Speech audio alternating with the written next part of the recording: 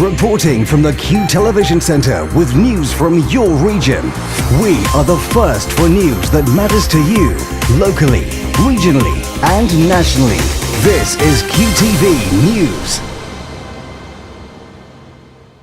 With the QTV News Update, I'm Alex Keary.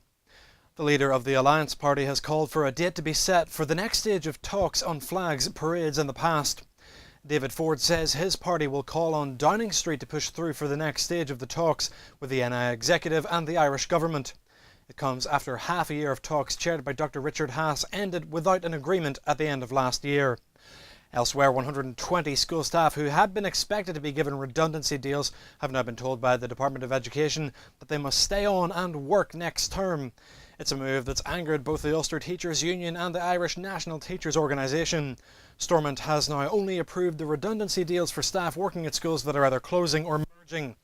It's believed the department is trying to save money in case it has to help pay for a Stormont fine for their failure to implement the welfare reform bill.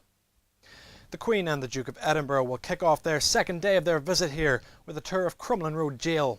They'll be joined by both Peter Robinson and Martin McGuinness. The pair will find themselves in somewhat familiar territory. Both men spent time in the jail during the Troubles. The visit follows last night where the Deputy First Minister held a private meeting with the Queen for the first time. Also on her itinerary today is a visit to the set of the TV series Game of Thrones. There have been calls made to help another million people lift themselves out of poverty by 2020. A review by a group chaired by the Archbishop of York says businesses should start paying staff the so-called living wage. Outside of London, that would be around £1.34 more than the current minimum wage. And that's the latest. To stay up to date, listen to Q Radio.